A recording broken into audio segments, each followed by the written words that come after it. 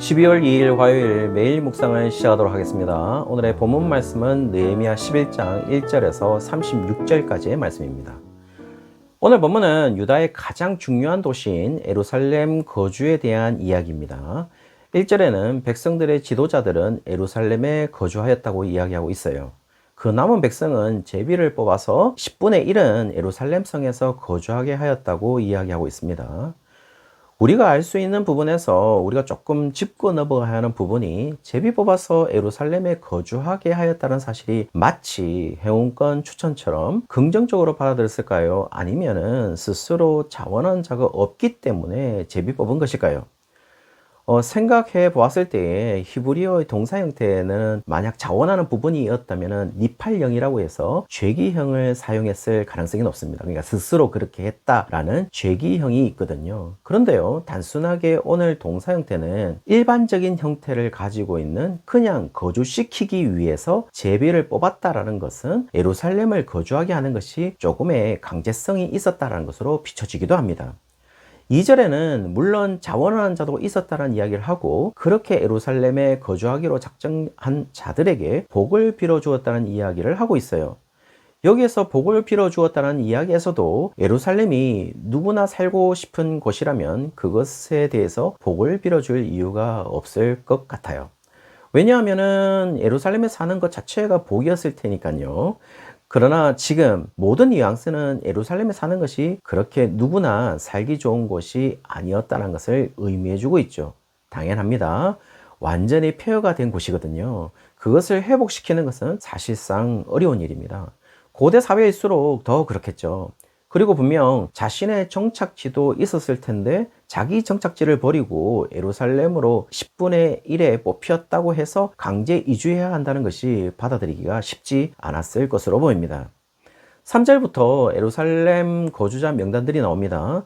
3절에 명단의 제목을 이야기하고 4절부터 9절까지 예루살렘에 거주하는 지방 가문의 지도자들이 나오고 10절에서 14절까지 예루살렘에 거주하는 제사장 가문들이 나오고 15절에서부터 18절까지는 예루살렘에 거주할 레위 가문들이 나오고 기타 봉사자들로서 성문지기, 느디님 사람들과 성전 봉사자와 노래하는 자들의 목록은 19절에서부터 24절까지 나오고 25절에서부터 36절까지는 마을과 주변 동네에 거주하는 백성들의 목록이 나오고 있어요. 놀라운 사실은 지금 이 목록과 상당히 유사한 기록이 역대상 9장에 나타나고 있습니다. 역대상 9장 1절에 보시면은 온 이스라엘이 그 계보대로 계수되어 그들은 이스라엘 왕족실록에 기록되니라. 유다가 범죄함으로 말미암아 바벨론으로 사로잡혀 갔더니 라고 기록해서 바벨론으로 포로로 갔다는 사실을 기록하고 그 다음 구절인 9장 2절에 그들의 땅 안에 있는 성읍에 처음으로 거주한 이스라엘 사람들은 제사장들과 레위 사람들과 느디님 사람들이라고 기록하면서 제3차 귀환을 마무리하면서 예루살렘에 거주하기로 작정한 자들이라고 이야기해주고 있는 것이죠. 그리고 9장 3절에서는 유다 자손과 베냐민 자손과 에브라임과 므낫세 자손 중에서 예루살렘에 거주한 자는 이라고 말하는 것을 보면 예루살렘에 거주하기로 작정된 자들의 지파에는 유다, 베냐민, 에브라임, 므낫세 지파 자손들이라고 이야기하면서 사실상 에브라임과 므낫세 지파 자손들은 우리가 어느 정도 잘 알고 있듯이 북이스라엘 지파 자손들을 의미하고 있어요. 그래서 북이스라엘 지파 자손까지 포함하는 것으로 지금 얘기하고 있는 것이죠. 상당히 포괄적으로 이야기하는 장면입니다. 그러나 오늘 본문은 4절에 보시면은 유다 자손과 베냐민 자손만을 언급하고 있습니다. 심지어 예루살렘 주변 마을과 동네에 거주하는 백성들의 목록에서도 유다 자손과 베냐민 자손만을 이야기하고 있죠. 그리고 우리가 상식적으로 알 수 있는 부분은 성전이 있다는 것은 당연히 레위 지파 자손들이 있고 제사장들이 있다는 것은 상식적인 이야기입니다. 따라서 지금 역대상 9장에서 보여주는 것과 오늘 본문으로 느헤미야 11장의 목록은 상당한 유사성을 가지고 있는 것은 분명해 보이지만은 분명한 차이점도 드러내고 있는 것이죠. 그것은 역대상 9장은 북이스라엘을 포함하고 있는 것이고 느헤미야 11장은 이미 북이스라엘이 사마리아로 더 이상 하나님의 백성으로서 의미를 잃어버린 이방인으로서 사마리아를 규정하는 것으로 보입니다. 따라서 지금 목록에서는 이스라엘 전체를 의미하기보다는 앞장인 10장에서 언약에 인봉한 다 멸하지 않으시고 남겨둔 진정한 남은 자로서 하나님의 백성의 정체성을 가진 자들을 의미하기 위해서 계속해서 하나님 백성의 최소화를 시키고 있다는 사실을 우리에게 알려주고 있는 것이죠. 그런 방법론적인 측면에서 1절에 제비를 뽑아 10분의 1만 예루살렘으로 거주하겠다는 것은 10분의 9로서 다른 성읍에 거주한 자들을 하나님의 백성에서 제외된 자들이라는 것을 의미하는 것이 아니라 지금 여기에 소개된 사람들처럼 하나님의 백성은 이렇게 남은 자들로서 소수일 수밖에 없다라는 이야기를 계속해서 이야기하고 있는 것이겠죠.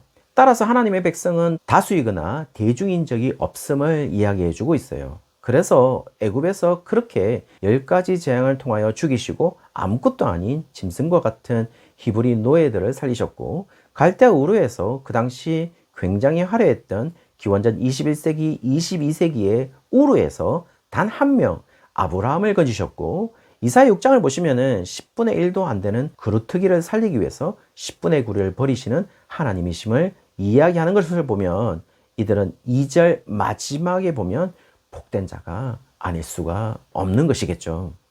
실존적으로 이들은 복된 자들은 아닙니다. 실제로 아직 완전히 회복되지 않았어요. 완전히 폐허가 된 도시이고 성인 것이죠. 그리고 이스라엘 중심지로서 가장 중요한 도시이기 때문에 예루살렘은 이스라엘을 삼키기 위해 주변 열강들에게 늘 제일 먼저 캐시되는 도시이기에 이들에게는 위험천만한 도시일 수밖에 없습니다. 그런 도시를 거주하는 것은 사실 그리 유쾌한 일은 아니겠죠. 따라서 세상적으로, 인간적으로 평가한다면 예루살렘에 거주하는 것은 우리에게 그리 긍정적인 요소가 없지만 지금 이들은 세상적인 관점에서 거주하기로 결심한 것이 아니라 2절에 보시면 예루살렘에 거주하기를 자원하다 해서 이 자원하다라는 동사는 나다브라는 히브리어로 재촉하다, 지원하다, 자발적으로 바치다, 아낌없이 드리다, 자신을 바치다, 자원하는 예물을 드리다 라는 제의적인 단어로서 자신을 제물로 드리고 있다는 의미를 이야기하는 단어이기도 해요. 따라서 지금 이들은 자신들이 예루살렘으로 자신의 정착지로서 결정했다는 것이 단순히 좋은 일이 아니라 유쾌한 일이 아니라 자신을 제물로 바치고 있음을 이야기하고 있는 것이겠죠. 누구에게 자신을 바치고 있다는 것이겠어요? 당연히 주님이신 하나님에게 자신을 바치고 있다는 것을 말하고 그래서 그들은 복된 자가 아닐 수가 없는 것이겠죠. 사랑하는 성도님들, 이들은 진정한 하나님의 백성들로서 남은 자들입니다. 그리고 자신들의 실존적인 이익과 미래를 생각하지 않고 오로지 하나님께 자신을 제물로 바치면서 예루살렘으로 거주하기로 결정하고 있는 것이겠죠. 저는 이들이 단순히 땅에 있는 예루살렘으로 보고 있다고 생각하지는 않습니다. 전에 한번 말씀드린 것처럼 바울이 갈라디아서 4장 26절에 위에 있는 예루살렘으로 천상의 예루살렘을 보고 있다고 생각합니다. 그리고 그것이 하나님이 함께 계시는 곳이기에 그곳이 어떤 곳이든 거기서 거하기를 원하는 진정한 소수임을 이야기하는 것으로 보입니다. 사랑하는 성도님들, 여기에서 말하는 위에 있는 예루살렘에 거하기를 원하는 진정한 소수가 누구일까요? 바로 오늘 매일 묵상에 참여하는 여러분들인 것이겠죠. 그렇다면 하나님이 함께 계시는 거기에 어떤 곳이든 자신을 제물로 드리는 자원하는 마음으로 거기에 거하기를 결정하고 살아가는 우리 모든 성도님들 되시기를 주의 이름으로 축원합니다.